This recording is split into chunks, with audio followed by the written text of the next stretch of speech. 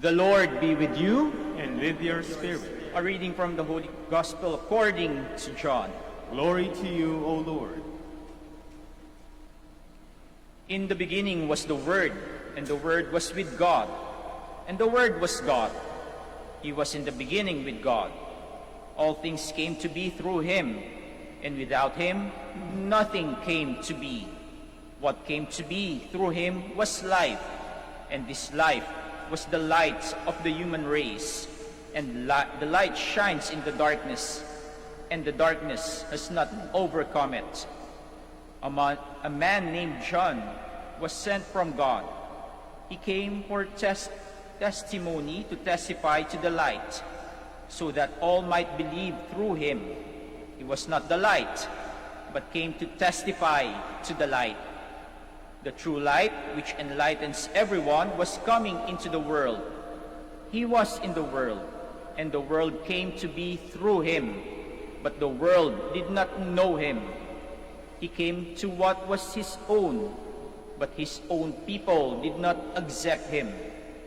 But to those who did accept him, he gave power to become children of God, to those who believe in his name, who were born not by natural generation, nor by human choice, nor by a man's decision, but of God. And the Word became flesh, and made his dwelling among us, and we saw his glory, the glory as of the Father's only begotten Son, full of grace and truth. John testified to him and cried out, saying, "This was he of whom I said, 'The one who is coming after me ranks ahead of me, because he existed before me.' From his fullness we have all received grace in place of grace, because while the law was given through Moses, grace and truth came through Jesus Christ. No one has ever seen God. The only begotten Son, God, who is at the Father's side, has revealed him." My dear brothers and sisters, the Gospel of the Lord. Praise to you, Lord Jesus Christ. Please be seated. Mga kapatid, ano sa tingin ninyo ang pinakamalakas na muscle ng ating katawan? Sasabihin niyo po siguro ay ating mga biceps, no? Meron tayong mga guns, no? Yung iba nag-gym pa para lumaki yung bicep para sa pagbubuhat. Siguro yung sasabihin ng iba ay yung kanilang chest, no? Sa gym kung ilang push-up yung ginagawa nila para lumakas, para gumanda yung kanilang katawan, or yung abs, no? Maraming lalaki dito gustong magkaroon ng abs, magkaroon ng six-pack. Sasabihin ninyo, yan yung mga malalakas na muscle ng ating katawan. Kasi yan yung mga malalaking muscles na makikita natin sa ating katawan. Pero ang pinakamalakas na muscle sa ating katawan ay yung isang bagay na maliit. No? Hindi natin mapagkakamalan na malakas pala ito. Ito ay ang ating dila. It's our tongue. They say that the strongest and most powerful and sometimes the deadliest muscle of our body is our tongue. Ang dila ang pinakamalakas at makapangyarihan na muscle ng ating katawan at minsan ay nakakamatay pa. Hindi ang ating bicep, hindi ang ating chest or abs, kundi ang dila. Bakit? Dahil sa pamamagitan ng ating dila, nakakagawa tayo ng mga salita. Words. We use words to communicate. Sometimes words are more powerful than our actions. May mga salitang nakakapagpasaya ng isang tao. May mga salitang nakakapagpalungkot ng isang tao. May mga salitang nagbibigay ng kapayapaan. May mga salitang nagdudulot ng kaguluhan. Ngayon, kung may kasama kang mahal mo sa buhay na nagsisimba dito, sabihin mo sa kanya, "I love you." Sige nga, sabihin mo yun sa iyong mahal sa buhay dyan sa tabi mo, "I love you." Ngayon, yung mga sinabihan na mo ng "I love you", sabihan mo naman yung nagsabi sa iyo ng "thank you". Yung mga sinabihan ng "I love you", sabihan nyo ng "thank you". Ano yung naramdaman ninyo? Nung binitawan niyo yung mga salitang yon, I love you and thank you. Di ba, nakakagaan ng loob. Nakakabigay sa atin ng kaligayahan.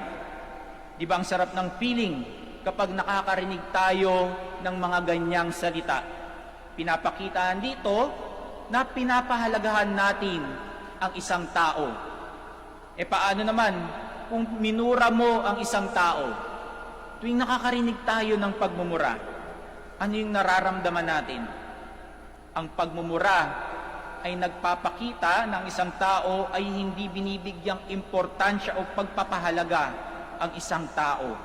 Kaya nga mura kasi walang halaga. Ang ating ebanghelyo sa araw na ito ay tungkol sa salita. The word with a capital W. Sa ebanghelyo ni San Juan, pinapakilala sa atin si Jesus bilang salita ng Diyos na nagkatawang tao. At sa simula pa lamang ng lahat, ay kasama na ng Diyos ang salita. In the beginning was the Word, and the Word was with God, and the Word was God. Nang sinabi ng Diyos na let there be light, nagkaroon nga ng liwanag. Sa simula pa lamang, ang salita ng Diyos ay may katuparan. Tunay ngang makapangyarihan ang salita ng Diyos. Ang salita ng Diyos ang nagbibigay ng liwanag.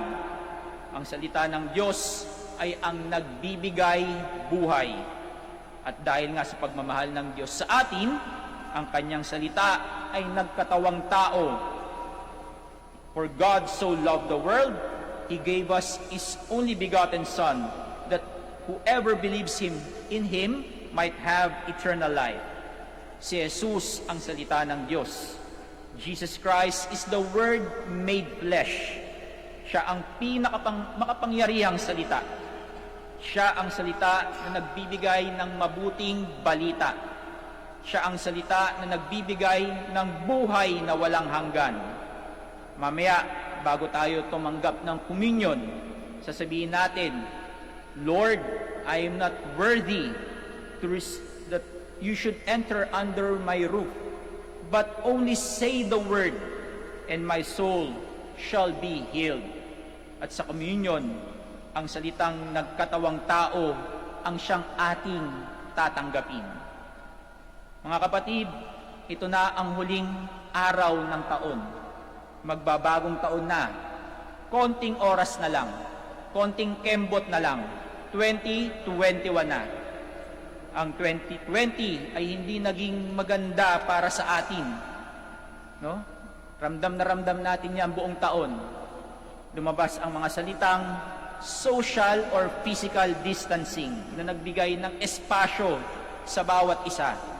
Kailangang lumayo para protektahan ang ating sarili sa pandemya. Nandyan din ang salitang community quarantine. In other words, lockdown. Kailangang ikulong natin ang ating sarili. Bawal lumabas. Dahil sa labas, naroon ang panganib. Lumabas din ang salitang new normal, kung saan ipinapahiwatig nito ang mga pagbabago na sa ating mga nakasanayang gawin bago dumating ang pandemya. Nariyan ang WFH, work from home, kung saan ang trabaho ay ginagawa sa tahanan. Nariyan ang online classes or modules dahil ang mga estudyante ay hindi pa pwedeng pumasok sa eskwela. No face-to-face classes. Ang lahat ng salitang ito, lahat ng terminologies na ito ay nakadikit sa pandemya na ating kinakaharap ngayong 2020. Kadikit ng mga salitang ito ang paghihirap na ating dinaranas ngayong taong ito. Kaya nga kung pwede lang nating burahin ang taong 2020 sa kasaysayan ng mundo, ay ginawa na natin. Parang bad news talaga ang dala ng taong ito. Mga masasamang salita. Ngunit mga kapatid, hindi nagtatapos sa 2020 ang lahat. Patuloy ang ikot ng mundo. kailangang ipagpatuloy ang buhay. Hindi natin maiiwasan na matapos ang taon na ito in a bad note because of COVID-19 that is still in our midst. But life must and will go on. At kung may iiwang maganda sa atin ng bagong taong ito ay ang pag-asa. Hope. Kung kakapit tayo sa salita ng Diyos, ito ang magbibigay sa atin ng pag-asa dahil ang salita ng Diyos ang nagbibigay buhay. It is life-giving. Huwag nating hayaang mangibabaw ang kadiliman dulot ng pandemyang ito.